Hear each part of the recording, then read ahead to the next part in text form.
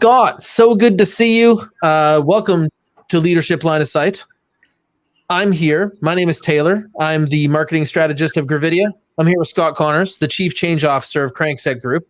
How you doing, Scott? I'm always good. You know, I love when you use that title, marketing strategist.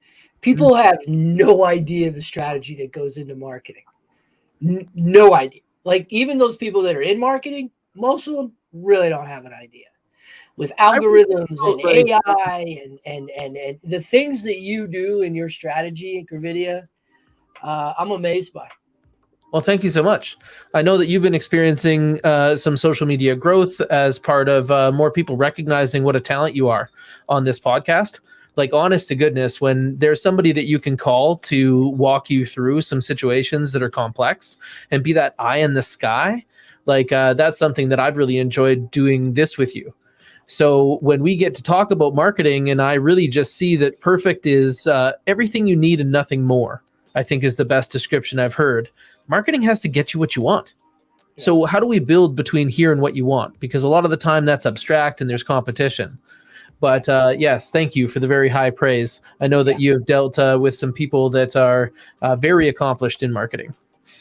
Yeah, well, I just here's the thing: the strategy around it is pretty simple. Who are you? Like that's what you taught me is who are you?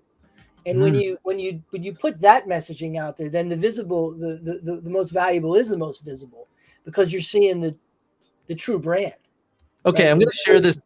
This might be a little abstract, but when I really got deep into who anyone is, it's actually a collection of memories of other people or by other people. Like you as a person are kind of owned wholly because when you're no longer here, that's still what exists. Right. So then what if we were able to capture that? And right now, one of the ways that we do that is through video and then toss that into the university or into the universe, like visibility beacons. And so that's something that we really get into. Now, I'm wondering, because I'm seeing some turbulence out there. What's your temperature this week? How are you feeling about stuff? There's two types of enterprises out there. Those that are adapting and have resiliency. And the other type are those that are trying to struggle to get back to efficiency. And it's a dichotomy out there. You're a have or a have not in the business world right now. Totally is. And I know that a few months ago on this podcast, you were saying it's already too late. So there were some people that weren't in motion before. Is this what you're talking about? Absolutely. This is exactly what I'm talking about. You know, even recruiting, retention. What we're hearing, if we're listening as a company, is personal development, professional development. I want to learn more. I want to be more. I want to further my career. I like it here, but I want to stay here, but I want to be more challenged and I want to be a better leader. And so the coaching world, my world, the business advisory world, the demand for our services as an industry is straight up in the air right now because companies know they need to invest in their people's continuing development. Another one's recruiting. Everybody thinks you're recruiting because you need to hire more people. The reason you need to hire more people is to keep the ones you have, because otherwise they're going to feel really overloaded and really overburdened and really overworked, aka really underappreciated, right? And employees, stakeholders, I like to call them, they're talking with their feet. See ya. And that's actually something that exists everywhere. And that's why we try to bring so many dynamic leaders in. Like today, I can't wait to talk to Shauna. We got to bring her out. We have Shauna Curtin. She is currently the secretary on the Winnipeg Police Board. Previously, like over 28 years in public service, she's held some really great positions, including assistant deputy manager or deputy secretary of justice for Manitoba. She's been in some really neat roles when it comes to how government interacts with families. So this is someone who's dear to me because she's also my aunt. Oh. So I get to have some great conversations. Hi, Shauna. Welcome to Leadership Line of Sight. We're so excited to have you. Oh, thank you so much. That was a nice introduction. So I think that I didn't even scratch the surface. Like you were the director of court services in the Yukon. You've done so much when it comes to like maintenance enforcement. I know that was like one of the things that I found the most interesting. So in Canada, there were no family support collection programs. And at all until the mid 80s. And the very first program actually was created in a little tiny room here in Winnipeg in 1986, the very first Canadian program. And it's a funny thing because even right now, it's the only thing that departments of justice do that supports addressing for child poverty. And it's been built into a great big huge system. And I was really lucky to be in at the beginning of that because it changed how we manage our family responsibilities when our families break up, if our families do, and our families do still break up at quite an amazing rate. So here in Canada, we actually developed a formula for calculating what child support will be based on people's income, which is, maybe it's fair, maybe it's not. There are proportional expenses for other things. The beautiful thing about it is really there's a process, there's a system, and it takes some of the angst and the fight out of it. And if you think about this, 2 incomes, 1 and 1, that is the not good equation that winds up when people are adjusting to lives as single parents or as parents who are sharing the parenting duties from a different location. And I like the idea there that you're prioritizing like the children outcome. Yeah. Because really that's like where the damage takes place. And you're seeing that also through policing the results of that. When we don't take care of the children, when we're not villagers to these kids that need a village to raise them, what happens? What are you seeing from that side? What we see is, we see a lot of churn. Here's what we see. We see 4-year election cycles. We see annual budget cycles for municipalities and, again, annual budget cycles for provincial and federal governments. And in those election cycles, that 4-year period, how do you affect an evolution? So what we see is we see children who suffer and who no longer have stable environments from time to time. That's not true of every single parent, of course, but the economic challenges of dividing finances, especially given the vast number of people who are not huge earners, it's a thing. And does it have an impact on kids? You bet it does. And it has developmental impacts, it has educational impacts, and of course those impacts for some families can wind up being really detrimental in terms of participation in the community and vibrancy.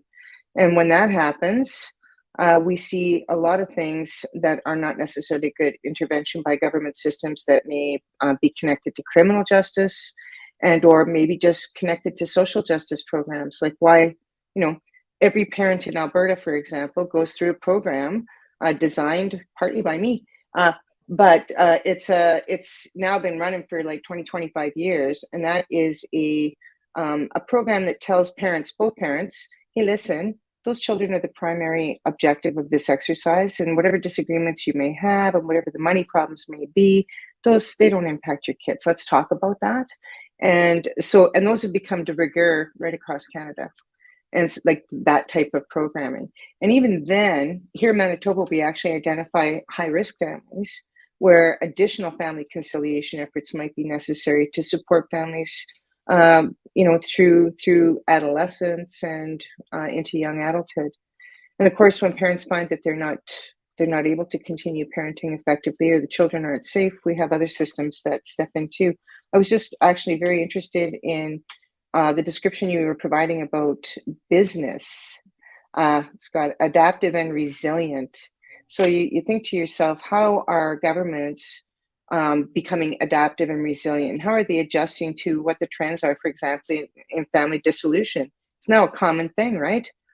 So in Canada, if people marry, frequently they don't, but if they do, we're still sitting at about 50% of relationships dissolving, many of those with children. So what does that mean? What does it mean economically? What does it mean in terms of house buying? And how do governments respond? Because when we talk about traditional institutions, when you were speaking about that, I think about courts. So, 150 years old here in Canada, they don't wear wigs anymore. Awesome. But that said, those are steeped in tradition where you don't necessarily challenge the guy sitting on the bench or the lady sitting on the bench, as the case may be, or the video screen sitting on the bench, which I find hilarious, but we do that. Look up at the screen. But I do think with a lot of our government institutions, so call it courts, call it administration of social programs, call it policing, and policing is a big one. We see people demanding change. You think about adaptive and resilient. I ask people, what is the theory of change that we should adopt to create a police service that is responsive to what people want? When I ask, who are you? What do you want? That's a really, really good question when I'm out there doing consultation on what should this look like. I'm going to challenge you here a little bit because I think you like that. I might. I want to know your opinion or your thoughts on that 50% number of families that don't stay together, that get married, and then there's a dissolution of marriage. Having gone through one myself several years ago and now being remarried, having represented myself as a single father and raised my child as a single parent, having been through the court system, albeit in the United States, which not so sure that, the lesser of two evils between the two countries. I'm not sure. I don't know. But I wondered, and I've always wondered about, how do we help those families before they get to dissolution? How do we help those kids stay in a family where mom and dad are together? And I asked the question, my first child was raised, I was a single parent. My second child, Charlie, she is being raised by her mother and I together in what I'm assuming and hopeful is a loving household by all members. At least it feels that way. And I can't tell you from an objective perspective how different and how much more rich and enriched that child's experience is versus the first one. I'd love to get them both when they're old enough, in a room and go, okay, same dad, talk to us. But what are your thoughts on working with families and what can communities do better? And one more thing, and I'll be quiet. When I worked with law enforcement in Colorado, the Sheriff Grayson, when he brought all the academy folks together, he always said the same thing. He said, if we respond to a crime, we failed. We're in the crime prevention business. If we have to solve a crime, we start at failure. So as police officers, our job is to prevent them, not to investigate them or clean them up or apprehend their perpetrators. I remember him saying it like it was yesterday. Great leader, great sheriff, retired now. So what are your thoughts on that in helping the community, in the family, and making that more of an activism? Couldn't agree with you more. In fact, some of the, here in Canada, thing is, and particularly in the city that I live in, we have a very large Indigenous population, and in fact, the largest in an urban center in Canada. And it's made up of a diverse range of people. It's not a homogeneous group of Indigenous people. You can't say capital I Indigenous, that's everybody. It isn't. And unfortunately, again, oppression, history, systemic laws that negatively impact that ethnic group, create poverty conditions, addiction conditions, mental health conditions. And so there's a lot of focus on reconciliation and how we can do that better. And one of the areas of focus is how do we provide parenting supports?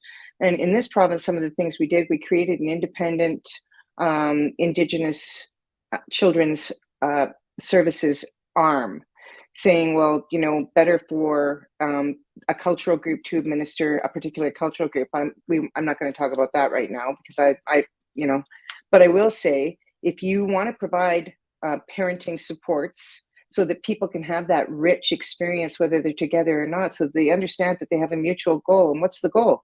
Whole, happy, healthy human being. That's the job. That's what you signed up for, I hope. And I think when everybody is holding their brand newie in their arms, that is what they hope for. That's what they want. And if you think of parenting as a job, and you think, and any job, you require what? You require education, you require the tools, you need the supports, you need a little bit of critical thinking. These are the things that will, and some self-awareness, okay, dash, dash, dash. This is a recipe. And if you need help to get those things, think of it as though you were an employer. Why wouldn't you seek that help? Why would there be stigma attached to putting your hand out and saying, listen, I need some help here? And here's the thing I say, listen, If a young person, even perhaps not an adolescent, but a young adult is off to the Hotel Ramanda, is what we call it here in Winnipeg, listen, three things are going to happen. They're probably going to lose their job, lose their housing, and they're going to make new friends. Those friends probably are not going to support them in their parenting journey, which they may or may not already be on. I will tell you, in the US, there are some really fantastic social systems that support people, for example, in correctional facilities to get those parenting skills, to like focus on who they want to be when they get out. So that's part of the remediation of being in those institutions. The other thing is, if more people thought of it as a job, or thought sometimes the relationship doesn't work out, a thing that we tell our kids is, listen, you can marry anybody you want, have relationship after relationship, divorce after divorce, but guess what? Children are forever. So when that happens, there's a base recognition of that, then I think that we're just doing a really big service for our children. And one of the things I say about my very own province, but actually any province in Canada on this, is listen, if you're apprehending children, if you're going and you're taking children into care, that means that you believe that you have something better to offer in the way of parenting. And if you're not going to be a better parent or offer a safer environment, get out the way. Because here we have, again, a huge proportion of Indigenous children in care, as well as Indigenous people in our correctional system. And the premier of this province 2 premiers ago, Premier Sellinger as he was then, in a room with me, banging on the table saying, Shauna, my 2 big problems, child welfare and the correctional population. I'm like, really? You just said that out loud, Mr. Premier. Let's connect those. What does that mean? And so, I mean, yeah, you got to pull the dots. We just need the line. Well, exactly. So we establish systems and laws to protect children. We have children's advocacy. We have social service agencies. We have people that go into home here in my city.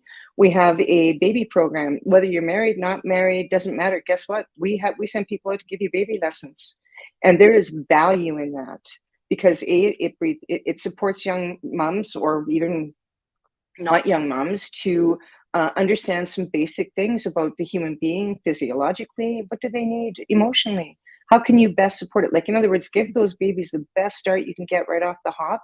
And I think if we start talking to our kids, even as early as high school or whenever they become sexually active, about what it means, 50-50 every time, guys.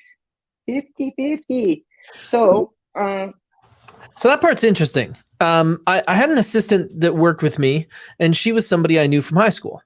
And she had gone through a separation into a divorce, and because there were children, and there was a huge difference between her income and her spouse's income, that the way that happened to her my experience of that would be she would come into work upset. And then she would have a very short amount of time that was designed by this lawyer that was working against her to respond. And it put her on a challenge. So for myself, I was like, well, how do I help? So I would help her as much as we could so that we could understand how she could make her response. But she was going solo against a lawyer. But the neat thing is I got to help out a little bit, and she started responding well, and I had a reason to help out. If we back, 25 years before that, this guy in high school used to torture me, right? And so here I am 25 years later, sitting beside my assistant and being like, okay, so we're the respondent in court. I spent pretty much the last week looking at what we need to do here. And now I can see this is what's go. And then she would go to court and whoop his ass so bad that the bailiff would laugh, right? But all of a sudden, one day she came to me and said that this guy can't get a passport right now. And I was like, oh my goodness, that's my Auntie Shauna. Anybody who doesn't pay their child support here starts to lose government services, like the ability to renew their license. And all of a sudden, it was so sweet because it was me and Shauna battling against my high school bully from my office. And we were laying waste. And that was exactly who this is targeted for. So I know that when we're talking about these populations that are at-risk populations, they come from somewhere. And the place that they often come from is like, you know, maybe when your environment isn't very rich and maybe when you have a little bit less supervision, you end up hanging out with some of the people that you were talking about. When you were referring to the Hotel Ramondo, what we're talking about is a remand center where people are going to go in before they decide which classification of prisoner they are or into the court system. And so this group often comes from that same lack of care of the children, right? Totally. And so, you know, you think about, so one of the things I say to people in regard to those social privileges, and there are many: driver's licenses, registering your vehicle, being able to use your aircraft, those things are privileges. Those are not rights. And in order to enjoy social privileges, you got to manage your social responsibilities, right? And so when people are, you know, grinding others down, whichever partner may have the power or the money or the capacity to use the legal system to their advantage, you know, this is one of the things when I speak of evolution in the system, there really needs to be here in Manitoba, because courts are largely the authors of what lawyers can or cannot do or can bill for or whatever. We just said, you know what, our Chief Justice in the Court of Queen's Bench here just said, no, this is nuts. Some of this is just math. Why are we fighting about math? Let's not do that. We're going to make this very simple, very straightforward, and we're gonna boil it down to math. If there's no triable issues, no issues for a trier of fact, a judge to like look at, then we're just not going to do that.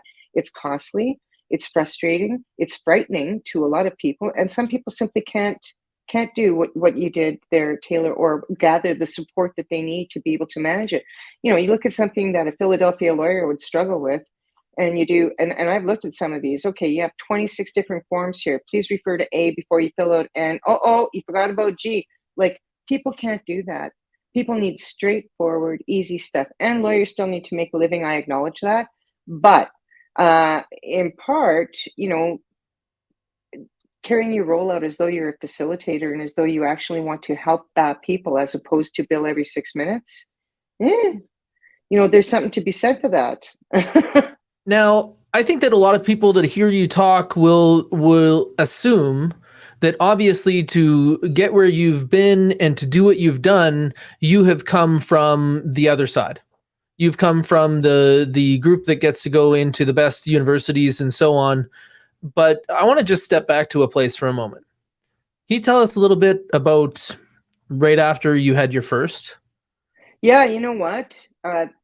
You are looking at, and I tell people this, a 17-year-old single mom with like zero skills, no education, high school dropout. Yeah, I was a vile teenager. I'm sure my parents, well, I have no doubt my parents were extremely annoyed a lot of the time. What I was, though, is I was hyperactive. I was a big reader. I was interested in my world. I was a 14-year-old who was arrested for demonstrating against apartheid when, this is in Edmonton, and my dad had to come down and pick me up at the police station because yeah, exactly. It wasn't very cool when I got dragged away. So, because I know this is Grandpa Bill. Aunt of Margot, and yep, exactly. Yep, Bill. So, you know, when we had the Nelson Mandela exhibit at the Human Rights Museum here, I got a chance to walk through with a bunch of people and said, you know, I remember that day very well, having to phone my dad and say, well, I was looking out the window of your apartment and I saw that the South African team refused to field because there was a black player on the Canadian team, and I just had to go down there. So that's who I was, and so, you know, I went away. I had adventures. I did things. I was homeless. I, you know, was dispossessed multiple times, and by the time I was 22, 23, I lived in a couple of different cities, three. I had, you know, a 3-year-old, 4-year-old at that time. And I thought, I really need to go to university. I wonder if my parents will help me out. And my dad said, sure, you know, you can live here and go to university. We'll help you with your 5-year-old, and, you know, we'll do the thing and the thing. So I came back to Alberta. I went to university, and I thought I wanted to be a teacher. And like, I never have a straight line. So off I went to be a teacher. Guess what? I sucked. That's what. And so, I thought, well, you know what? I got to get out of this faculty because this is just not going to be me. I can't do it. I've got to take political science. And I had tried to get into the maintenance enforcement program in 1986 in Manitoba, although I lived in Alberta at that time. Because again, I thought, really? Women can't get child support, and they, even if I had an order, I wouldn't be able to do anything with that order, and I would have to pay to get the order, and I would have to know how to garnish people. I mean, it was quite the process, that long ago. And they said, no, because you have no education, you can't work here. I'm like, and so off I went, got some education in 1989, went back to Alberta Maintenance Enforcement, said, okay, how about I get a job now? And they did give me one. And what happened there, like I say, we were in at the ground floor of designing something that was going to be the Canadian model, or what we do when we break up a relationship. And in the mid 80s, still in Alberta, if you were an unmarried parent, for example, different laws applied to you. And this was actually true right across Canada. So I did that. And I had imagination. I was interested in the work. I'm so bossy.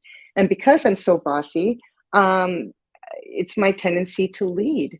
And another part of background is when I was a 14-year-old, that 14-year-old out there doing the demonstration thing, my mom thought it would be a good thing to take me to summer camps that were 6 weeks long that were put on by the Leadership Institute of Spokane. So I was also a 14-year-old going, hey, what's power and legitimacy? How do you do like control systems? And, what is negotiation 101? How can I be good at that? And so these were the tools. And, I thought it was weird until I was a grown-up. Then I'm like, wow, she was smart to do that. A, harness that energy, and B, I relied on that, right? For the rest of my life. And so one thing led to another thing. And I say to people, you know what? I was smart. I read lots of books. I'm a good arguer. And I got asked at one point, Shauna, what would you do if this was your program?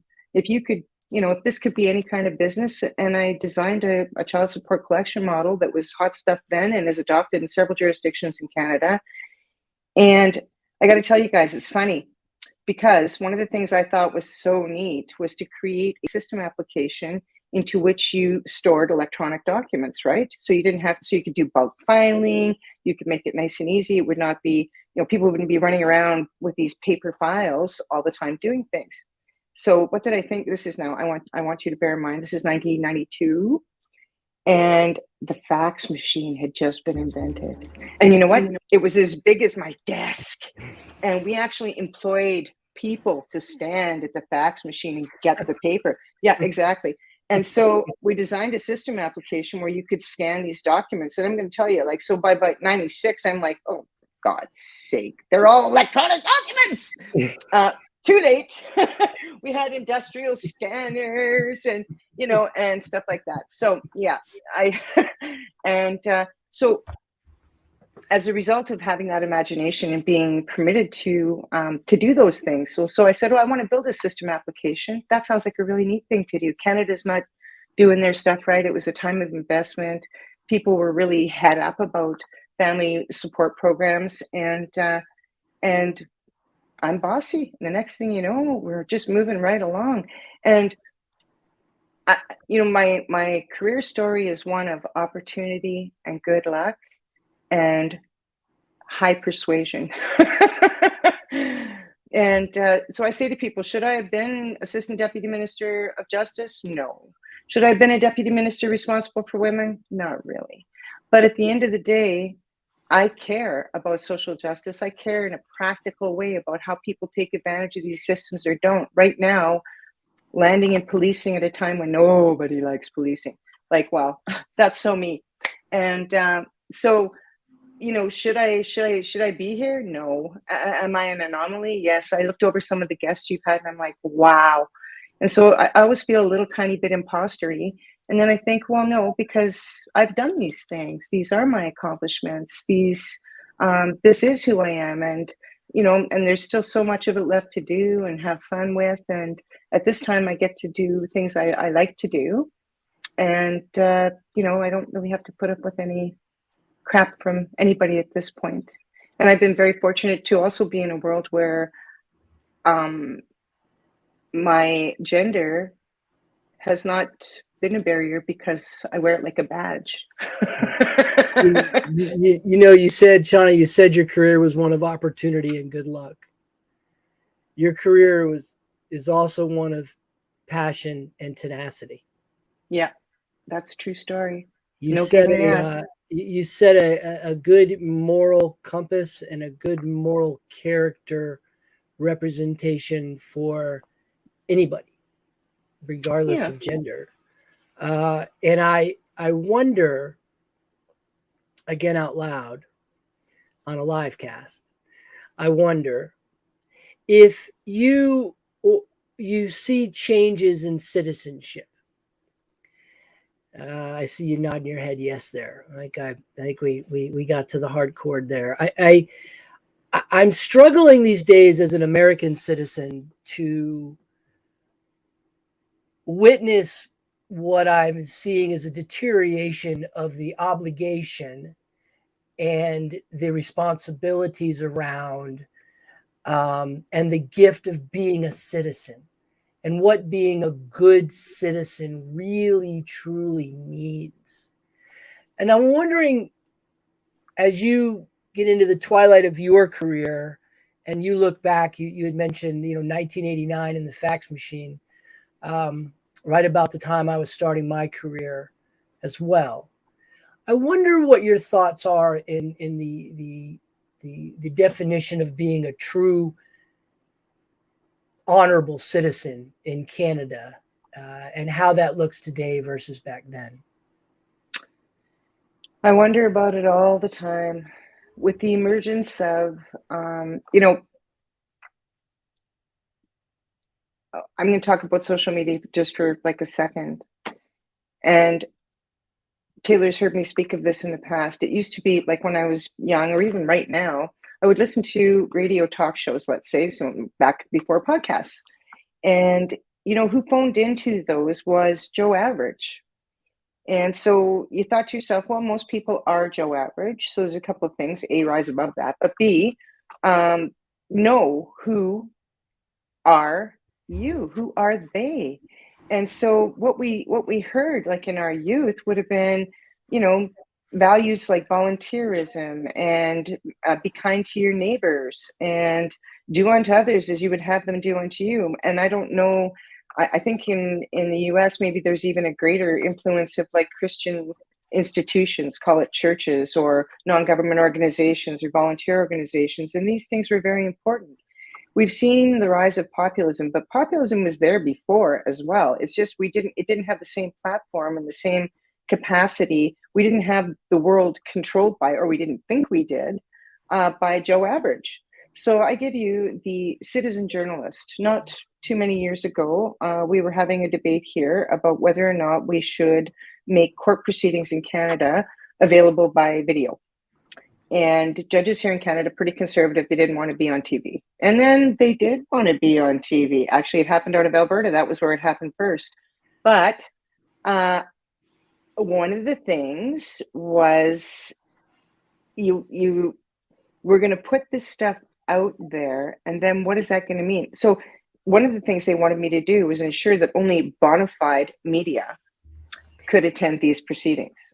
And I'm like, well, first of all, who's your audience? Okay, people, like you can be on TV, you say, and video. And like, this is, we're well into the 21st century here. So like, really, I think you got to consider that when we talk about citizenship, we talk about how do we value or respect these institutions?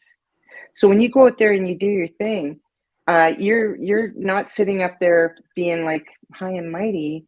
You're trying to demonstrate the actual value of the golden rule.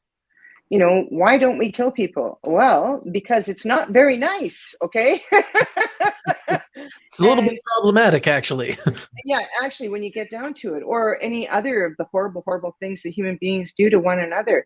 And so what we're seeing a lens on it that we've never, ever had access to before. We see it minute by minute. We see people being murdered on video. Like, What the fuck, people? So, though, like, was it? I think that we all sat down and watched the Starship or the spaceship Challenger take off and then explode, and then we went for recess or whatever, depending on where you were. Exactly. You know, it's almost like sometimes people think that we dropped from civility, but really we rose from savagery, and we still can barely keep the fancy monkeys together. Yeah, it's desensitization on a grand scale. So when you think of what kind of media influences your children, your little bitty tiny children have already been exposed to, consider that for a second. I got to tell you, one of the things I did with my child is I said, we're not having TV. My parenting time is valuable to me. I'm the only one who's going to do it. And you can watch Star Trek once a week with me and my pals, and that's it. And when I did finally allow a television when he was about 14, I am not lying to you, it was a 2-inch screen, no cable. You can have it in your room. I don't want it anywhere in my environment. Now, you know, that's not who he is right now. But can you imagine trying to limit any social influence right now on, like, just the sheer volume of imagery, of sound, and then you start layering that with like what social messaging is underneath. You know, we used to just worry about, mascara is like, let's be anti-feminist and none of us will wear it. I am wearing it, just so you know. But what I'm saying is, hey, we've come a long way from that. So when we talk about civility and citizenship, you know, the rule I remember back to, we're raising whole, happy, healthy human beings. That's our goal. And part of that, I sincerely believe, is don't be mean to other people. You know, remember, your feelings are a mirror of other people's feelings. They have them too. And when we talk about compassion and empathy, I don't know about the US, but here we're teaching empathy. What happened? How do we not have, how is that not a value, like an intrinsic core value, like everywhere? The expectation has changed, though. So there's a couple of little parallels that I'm going to turn into a question here.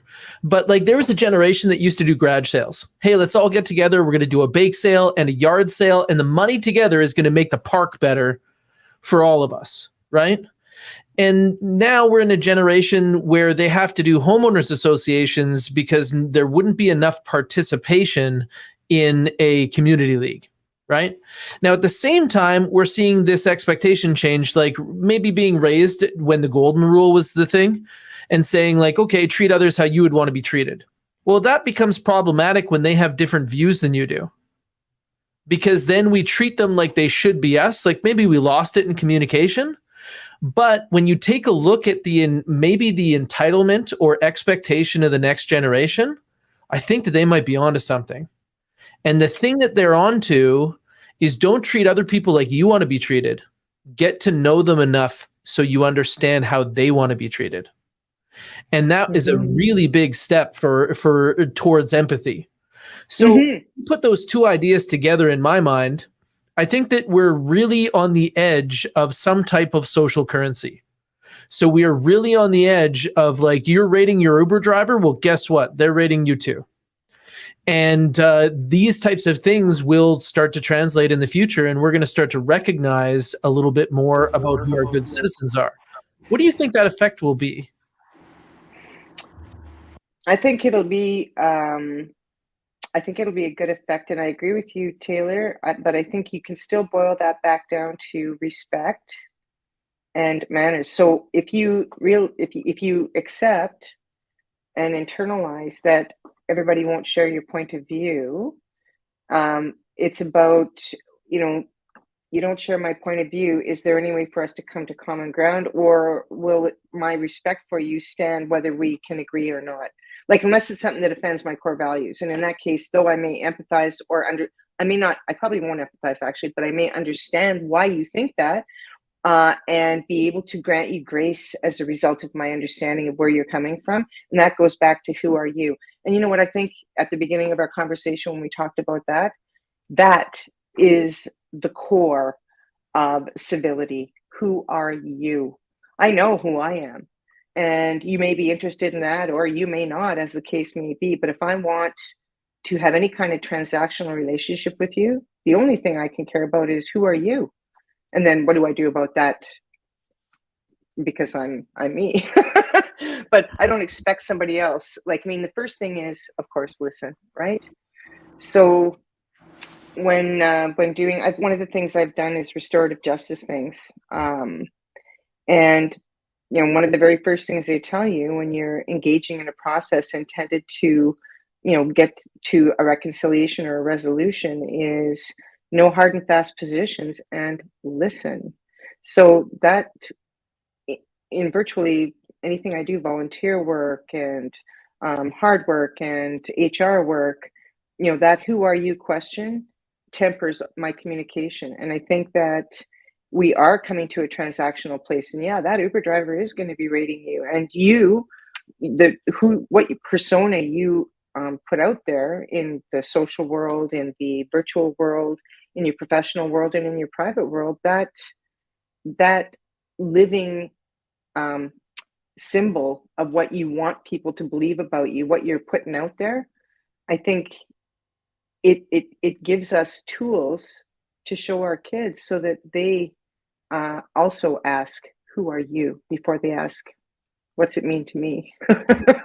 As I work with large corporations, and we really try to understand this element of evolution of humanity and socialization, as we really start to dig deep into the science and the wisdom behind the behaviors. And our intent is to look for a way to be better and to perform better. And that only happens when our people in these corporations and companies perform better. I think we've snuck up, Shauna, and I'd love your opinion on this. Taylor, you too. I think we've snuck up on the essence. And I believe strongly that the essence of all of these complexities of empathy and values, and judgments and polarization, dichotomy, all of it is summed up in one word: presence. Being present with people. Not on your phone, not thinking about where you need to be in your next meeting, not bouncing from Zoom room to Zoom room in the business world, but actually truly taking the time to be present with the people in the room, not the process, not the objective, but the people. And I think if we learn to be present, then as humans, we can accept, and you're right, we may have a core value difference, right? A core value difference. But even the polarization that we're feeling in politics in the United States, it's because we're not present. We're not listening to learn. We're listening to reply. And we've got to learn to listen and be present. If we do that as a society, just that one little thing, it's not easy to do, but if we do it, that's where the evolution of social media will have a greater good, to Taylor's point. Love your guys' thoughts on that. Go ahead, Shauna. That exactly right. Exactly right. The example I use on that is it's very difficult for people if their employment is being terminated. No matter what the reason, doesn't matter. That said, I have made a practice all of my leadership life of ensuring that when I'm having those kind of difficult conversations with someone, that I am present and that I am listening. I can't tell you how many times like I've been thanked. I don't think I've ever been attacked while like firing people. And that is one example, but you're absolutely right. If I'm not present or I'm waiting to cut you off, this is actually a principle we talk about policing quite a bit, because why are you doing this work? Are you doing it because of the moral good? And if you're doing it for the moral good, how quickly, like, you got these on and experience is going to come at you. But if you're not present and listening to what the concern is, no matter how many times you've heard whatever it may be, you know, my neighbor threw a lemon at me, whatever, like, or more serious things. At the end of the day, isn't your role responsiveness. And as you said, like I was thinking about that. What can we, if we're investigating, we've already flunked. Yeah, that's a very interesting principle. I'll tell you that right now. But being as it actually happens to be a responsive profession, in my little tiny city, I got 780,000 people. And last year, I believe I had 630,000 calls for service, almost every man, woman, and child in my city. Okay, if you start thinking of it that way. So they're not doing a whole bunch of prevention. Okay, they're responding. And they're responding, and this is true in the US too, they're responding to a lot of things that are public safety things, but they may not be things that are what we would have considered to be traditional. So bottom line is, when you are responding, you better be listening and not to reply, but rather to hear and to have that person feel valued and heard. That's your role, right? Yeah. I think that's, Go ahead, Taylor. I think that's probably the difference between react and respond. Is that we would say that somebody is just reacting because they're not actually hearing, or what I call an OODA loop: observe, orient, decide, and then act. Doing that loop clearly is what a lot of people miss, especially when they go straight from observation to action, right? Like I just see that disconnect over and over. And speaking to what you were suggesting when it comes down to the power of listening, in negotiations is where that seems to come up the most. So with my teammates, what I noticed in real estate was the mileage that people would take going through stress with families. Yeah. And this acute stress often has people react in ways that they didn't even choose to. And so we started to try to train in something. And the thing that we tried to train in was the moment something makes you feel tight inside. So so that's the trigger. When you feel like threat response, when you feel tight inside, the movement, just like martial arts, is to go to calm questions. So when you do calm questions, one, you actually take control of the conversation. The person asking questions does have control, and you buy yourself time to think while the other person is responding, right? Then there was this key element where we would summarize back to the person that had said something in a way that they would accept, even though it was against our own thought, right? Like, even though I might think that you're wrong, do I have you correctly? Or could you help me unpack this?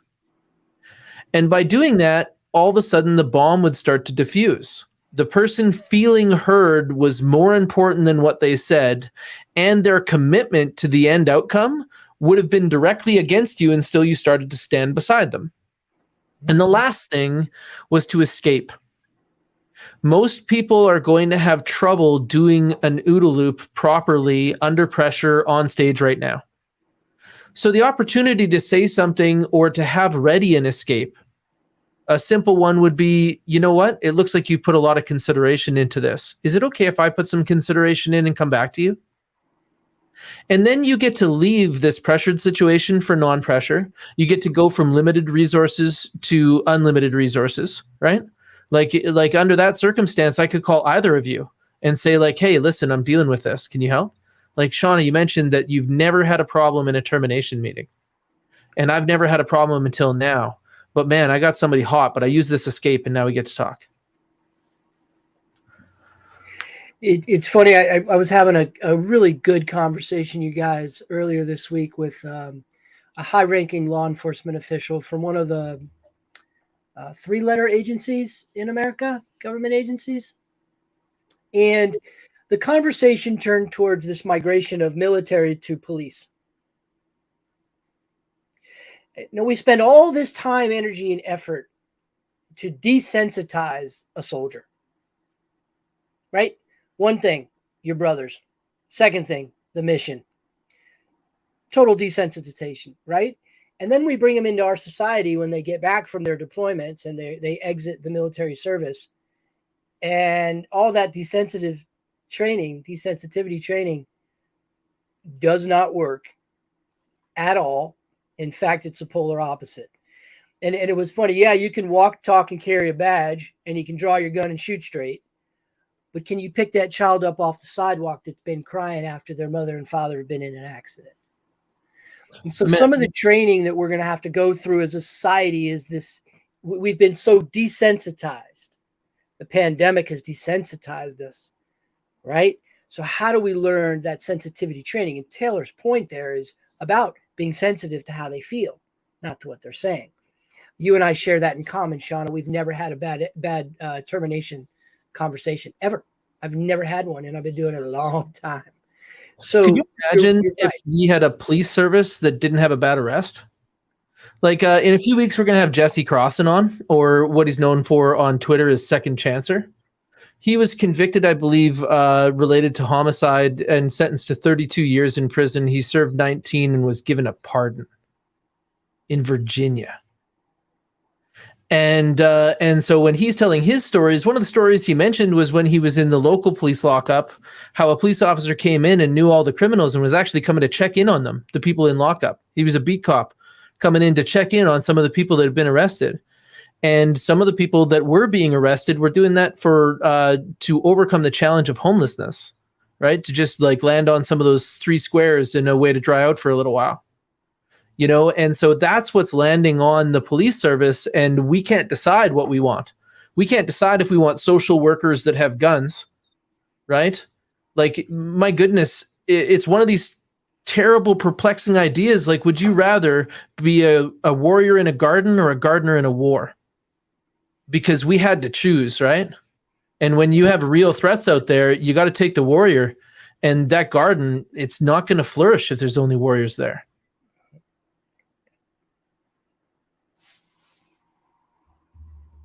I think we've lost her audio there, Taylor. But to your point, Shauna, sorry, I think she's back now. I did it. Yeah, I did it.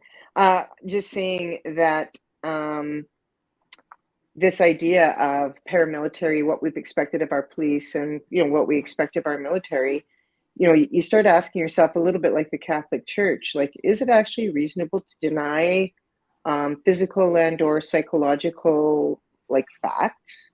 So, if we desensitize people onto lack of capacity to empathize in any way, and so they lose control and sight of completely that question, who are you?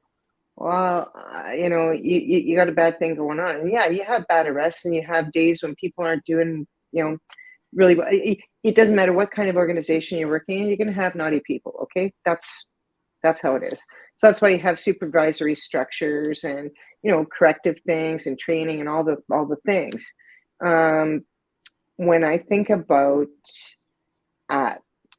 trying to cast a modern light on creating like social workers with guns, I got these kids at the University of Manitoba right now doing a research project for me. And in fact, this afternoon, they'll be presenting to me on it. And I asked them, go out there and tell me, hey, what is tiered policing? Tell me what we've done since like 2014 on this in Canada. And tell me, what do people want? What is this other policing? If it's not paramilitary and it's not responsive and it's not social workery, and here in Canada again, if you're not going to actually invest in those things, then like where are we going with this? What is it that people want? And in your city, Taylor, you got a really cool thing happening with your police chief. The Dale. So what's going on there is they have engaged a social research firm out of Calgary called Help Seeker. And the city council authorized this, and they went out and they collected all the data on what money was coming into social systems in the city of Edmonton. Small city, 1.3 mil or something right now. So this will not astonish anybody, I hope. So the number that comes into Edmonton every single year out of all those sectors is $7.2 billion with a B dollars every single year. Ask yourself this question, okay? So here we are. And by the way, only 1/6 of that is policing. 1/6. This is hard evidence on the table, people. So question, $7.2 billion, what you getting? Do you have these happy, healthy, whole people? Is that what you're getting? Because that's money going into violence prevention, supporting parents to be better parents and understand like food security, churches, NGOs, sports organizations. That does not include that $7.2 billion. It doesn't include courts, doesn't include incarceration. And let me tell you, that costs a couple of shekels. So, you start looking at some of these things and you do like, well, don't we want some kind of better outcomes for this money? And you know something, that kind of social reform, what makes me sad is, why is a police chief leading that? Like, help me understand that part. So I've got my own police chief doing similar work right now on a much smaller scale, of course, and other cities in Alberta. I think Medicine Hat and Lethbridge, actually, if I'm not mistaken, did the same. And unsurprisingly, scalable data, same thing. You're putting in all this money, and they'll have all these little bitty agencies all over the place with their hands out going, oh, like, I need more money. No, we do housing, we need money. We do food security. We do, we do homeless people. We do, like, it just goes on. And what I think, you got to have a theory of change here, people. What you aiming for like that? Well, the problem with government agencies, a government enterprise, government as an enterprise, yeah, is that it's reactive, and that it's 4-year cycles. It's consensualist. In other words, well, we'll be more popular if we do this. Well, that's looking in your 3-foot world. That's looking at what's right in front of you. That's looking at what social issues do we have today, right now, here in front of us, that we can address right here and now in front of us. But by the time the bureaucracy catches up with that, given the rate of change in the world, it's 5 years behind. And that's why the solutions, the ideal outcomes, don't match the money put in. So the infinite imbalance is because there's a fundamental problem with the basic premise of government in being reactive versus proactive. And no politician wants to take the pain and the suffering of today to build a better tomorrow. Now, a great example before our lifetimes was Abraham Lincoln, the abolition of slavery. Not a very popular guy at all. He suffered for today so that we could have better tomorrows. So politicians need to be taking that longer line of sight approach. And the name of our show, as you know, is Leadership Line of Sight. Let's focus on the first word, leadership.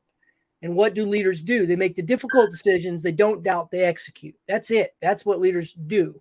What they are is a different science for another show. But when you speak to this and you speak to these numbers and the millions of dollars they paid to have the studies done, duh is what the numbers are going to tell us, because we're not getting what we're paying for, because what we're getting, what we want, is different today than it was even a year ago, because societies are moving faster than it ever moved before. We have to get in front of that. That's what think tanks are for, when they're actually utilized, right? That's when going into the community, you mentioned in a homeowners association, Taylor, because the community, the network of community needs to be brought back together. Well, if you want to bring back the network of a community, put the police chief in there, put the mayor in there, put the governors in there, right? Put the politicians back into the community and say, hey, we're here to talk to you and listen to you, right? And then to say the things that say, you know what? We cannot solve that today.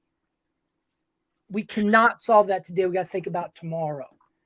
So when you're thinking about that, Shauna, and you think about where we need leadership, because you said this is not the police chief, right?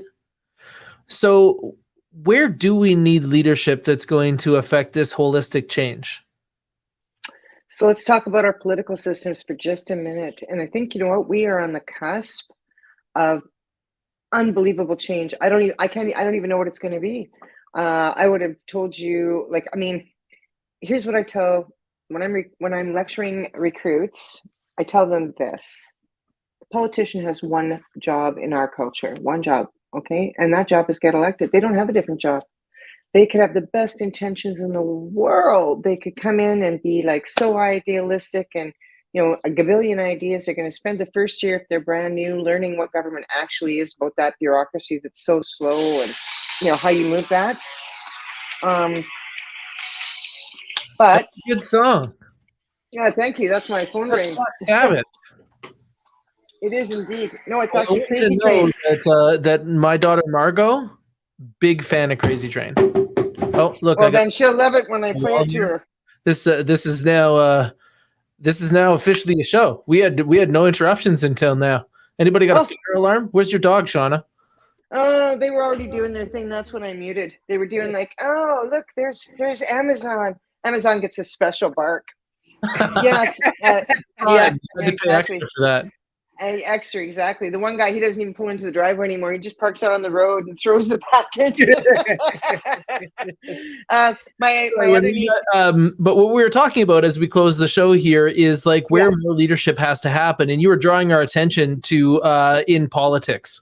So what you're right. So saying is that the accountability of the politician is based on their incentive, and their incentive is to get reelected, but there is no scoring system. There's no report card. Nobody talks about what they said they were going to do and then what they accomplished during this period. or they do even ridiculous things. I'll give you the example that I use most frequently on this. Okay. So in our province, we were actually tracking election problems. Like we were making spreadsheets. So they said they would do this. They said they would do this. They said they would do this. A reporter here made an error. She made a mistake. And she reported that the Minister of Justice had said that he was going to give me 26 staff for my courts. And I'm like, wow. I was at that meeting. I didn't hear a single word, but it was in the paper. We put it in our spreadsheet. He gave me the staff. I'm like, okay, this has got to be wrong. Not that I didn't need them. I didn't want to look, a gift minister in the face. But on the other hand, like, do you not see a corrupt end of this? And so as soon as you start putting, I always ask this question, okay, we got all the money in the whole wide world, and actually maybe Jeff Bezos doesn't have it all. At the end of the day, whose money? Where is the bottom of the economic pyramid? And if you start thinking about that in terms of the politician, and you recognize that the politician has a job to do, they have a job to do. And depending on the moral strength and character of that individual, because you're right, everybody's not an Abe Lincoln, and that's one kind of politician. And I got to say, I do not know too many of those, and I've known a few. And so when I meet one that is what I would call wise but untarnished, that is like a unicorn, and that's going to wear off. And as long as we don't recognize this about our political system, or what representational democracy means, or what a political objective might be, or why only two parties is kind of not really very cool, or Or when are we going to let the scratch and dent models in? Like why do they all got to be so squeaky clean? Like look at the people that you surround yourself with, and understand that those people that go through to get groomed for that specifically, they're just a different kind of trouble, Yeah. So I look at the premier of the Yukon, now passed. Okay, he was a heroin dealer. He went to jail for it. You know what? He was a swearing, rage-finding, black-haired, motorcycle riding, great leader. Okay. He had been through some crap, but you know what he was? He was principled right down to his little fingernails. And it's not that I never had a fight with the guy. Sure, I did.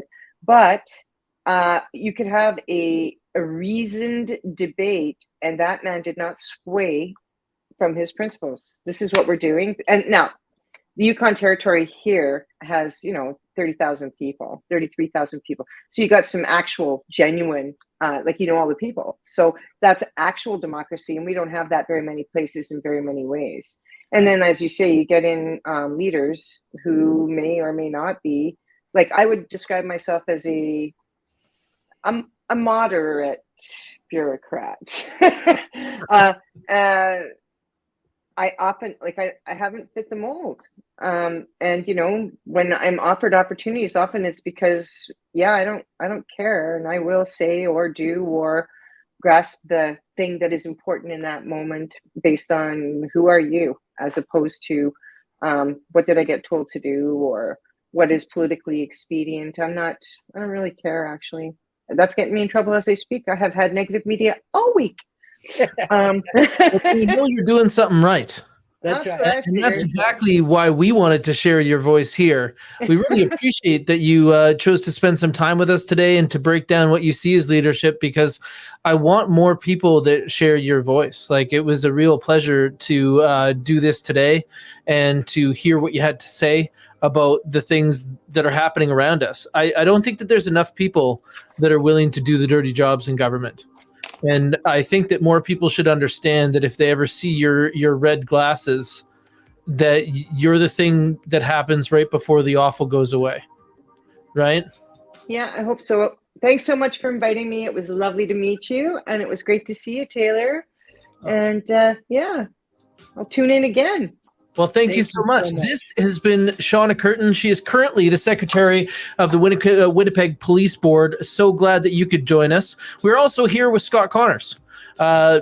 Scott is the Chief Change Officer at Crankset Group, and he is helping leadership define what today is bringing to them as far as challenges, so they can identify it, so they can observe it and orient to it, and then take that decision and action so that it is a response and not a reaction. And my name is Taylor. I am the marketing strategist here at Gravidia, and my job is to get what you want. I believe that business is gravitational, and you just need to organize those relationships around you. And we really appreciate you joining us today for Leadership Line of Sight. I hope you have an excellent week. Cheers. Yep, you bet. Thank you.